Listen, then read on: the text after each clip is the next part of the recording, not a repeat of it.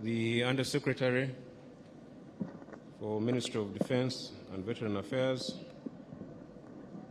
and the other officials from the ministry, the Deputy CDF, the Deputy CLF,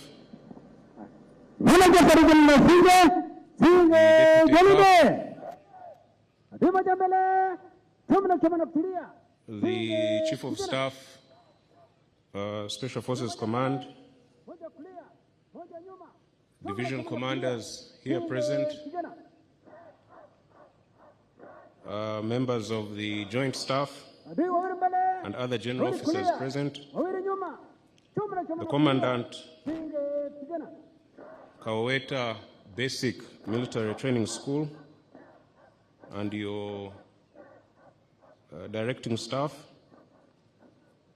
the commandants from other training schools and colleges present, representatives from all the other training schools, Special Forces Command, Serakasenyi, Samora Machel, Special Forces School, Kaweta, Nakasongola, Amilcar Cabral Airborne School, 3 Infantry Division Training School, Olim, 5 Infantry Division Training School, Labordong, district and local government leaders here present, senior officers, and men, the young soldiers who are ready to graduate today. Ladies and gentlemen, good afternoon. Your Excellency and invited guests, today's graduation function of our military recruits is not an ordinary one for many reasons. First, in terms of the record number of those that are graduating, a big number, one that we usually do not see graduating in one go. Second, the hybrid nature of the occasion, with slightly over a third of the total recruits physically present here and the rest participating virtually through the screens that you've been seeing. Third, the direct participation of half a dozen military schools that I mentioned when I was going through the protocol. All these schools have nurtured these young Ugandans into warriors ready for battle. They have introduced them to our UPDF way of life, a life that is undergirded by unwavering discipline, courage, and loyalty to Uganda, to UPDF, and to our visionary President and Commander-in-Chief of the Armed Forces.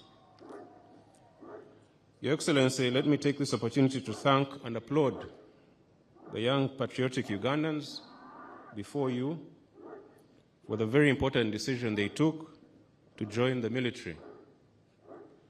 We all know that it takes serious consideration for one to arrive at such a decision, that is, to serve their country and people selflessly. We know that they are venturing into an area where others dare not tread. We know that they are ready to lay down their lives for the benefit of their countrymen and women. In fact, I contend that to become a warrior is the highest vocation or calling one can have. Nothing I can think of compares or comes close to it. Your Excellency and distinguished guests, the young men and women here have undergone a rigorous training regime since enrolling into the Army 9 months ago. They come from all the districts and regions of Uganda, as is envisioned in the Constitution, which says that the UPDF shall have a national character. We are confident that they have been successfully transformed into effective combat fighters, ready to undertake any military and operational tasks as may be. Your Excellency, the young men and women here also represent institutional renewal, and they are therefore a most welcome and valued addition to the UPDF ranks. With this reinforcement, we will be able to achieve a lot more. However, I should point out quickly to the militants, to the soldiers, the new soldiers, that the end of the basic military training course is merely the beginning of your military career and your military journey.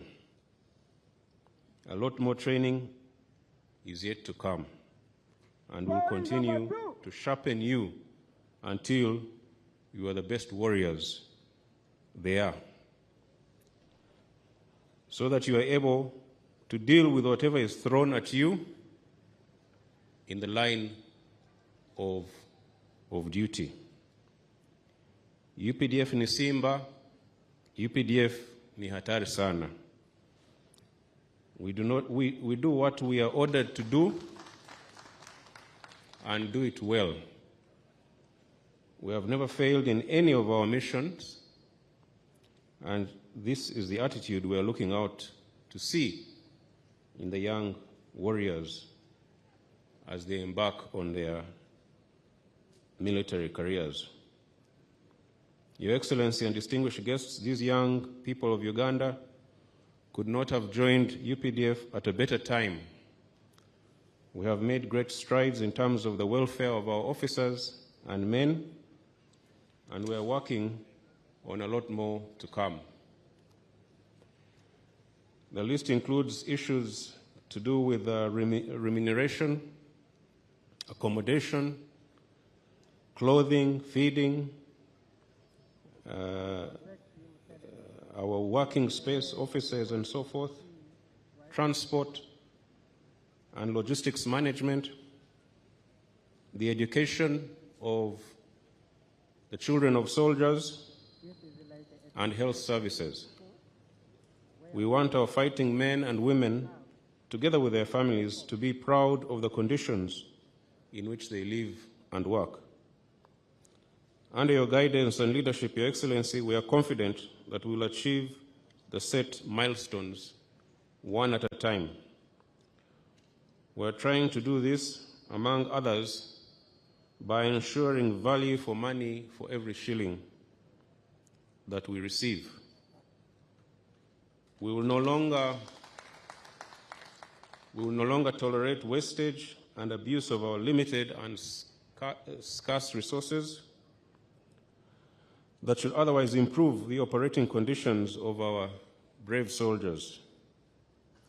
It is abhorrent and quite simply sacrilegious for any commander or officer to misuse or divert resources for selfish gain.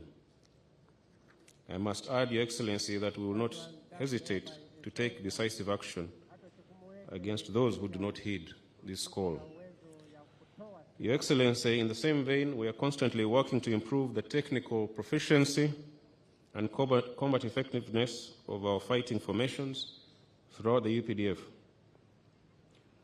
The UPDF is built to fight wars and to win them quickly and efficiently. We are constantly training at all levels, acquiring the equipment we need, and sharpening our lethality. The dangers and threats we face are constantly evolving, and so must we. We must keep pace with modern military technology, the changing strategic and geopolitical realignments in the world, i.e., the fact that we are living in a multipolar world,